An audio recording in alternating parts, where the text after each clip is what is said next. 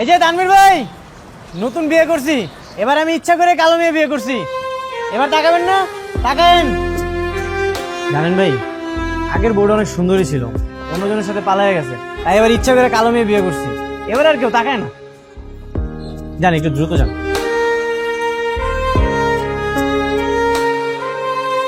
হ্যাঁ মামা, এখানে দাঁড়াও।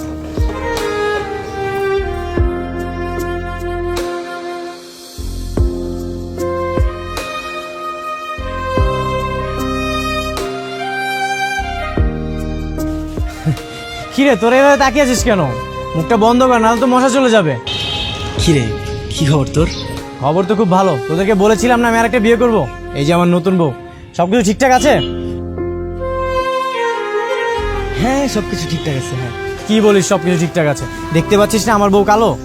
হ্যাঁ, একটু তো কালো। তো সেটা বলবি না যে আমার বউ কালো? মানে ভাবি সামনাসামনি দাঁড়া আছে তো, তাই সরাসরি বলি না, যদি মন খারাপ করে। তোরা না মানুষই চিনতে পারিস না। আমার বউ হচ্ছে পুতুলের মতো শান্ত, ওকে আমি যাই বলি না কেন ও মাইন্ড করে না। ও আচ্ছা, তাহলে তো খুব ভালো। এমনি এমনি কি আর আমি কালো মেয়ে বিয়ে করেছি? হ্যাঁ, ওকে আমি যা ইচ্ছা তাই বলবো, যেখানে ইচ্ছা সেখানে নিয়ে যাবো, কেউ কোনো নজরই দিবে না।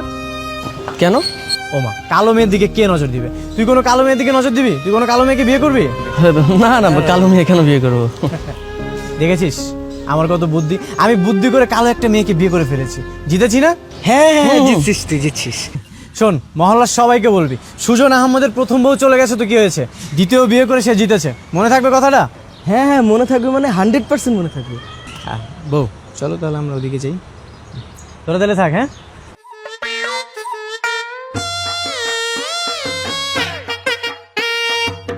কুচকুচে কালো মেয়ে একটা বিয়ে করছে, তাও আবার গর্ব করে বলে।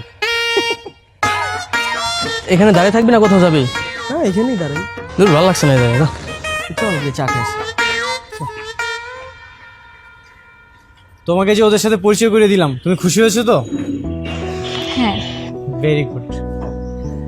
তোমার মতো কালো মেয়ে বিয়ে করে আমি যে কতটা খুশি সেটা মহল্লার সবাইকে বলতে হবে। চলো। কোথায় যাব? বাইরে তো অনেক রোদ পড়েছে, চলেন এখন চলে যাই বাসায়। রোদ তো কি হয়েছে, তুমি তো এমনিতেই গেলো, তোমার তো কোনো সমস্যার কথা না। তা ঠিক। আচ্ছা কোথায় যাবেন বলেন? হ্যাঁ, ওই সামনে যে একটা রিক্সা নিতে হবে, আসো।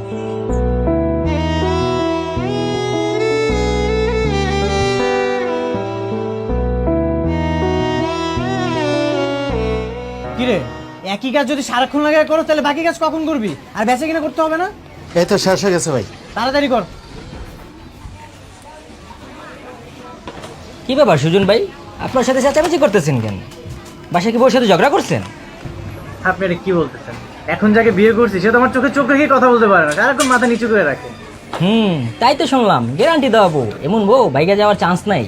একদম ঠিক শুনছেন, আমার বউকে তো কেউ পটানোর চেষ্টা করবে না। তা ঠিক কইছো, বিয়ের পরে যদি আরেকজনের সঙ্গে চলে যায় তা মান সম্মান কিছুই থাকবো না।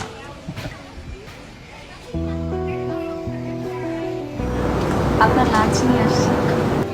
তুমি তো তাড়াতাড়ি চলে আসছো, দাও রেখে দিচ্ছি। সুজন ভাই, বিয়ের পরে কি কাজের মানুষ রাখছেন বাসায় ভাবিটা সেবা যত্ন করার জন্য? কাজের লোক রাখবো কেন? তাইলে এইটা কি? আরে ওই তো আমার বউ, ওই সব কাজ করে, এই জন্য বাসায় কোনো কাজের লোক রাখার প্রয়োজন নেই। ও, আমি তো ভাবছি কাজের লোক। ভাবি কিছু মনে করেন না। না না ভাই, কিছু না। কি ব্যাপার, দাঁড়িয়ে আছো কেন? বাসায় চলে যাও। জি ঠিক আছে।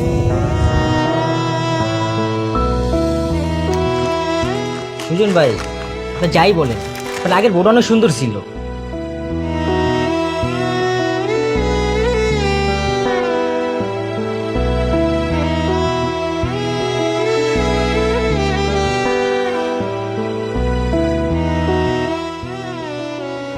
শুনুন না,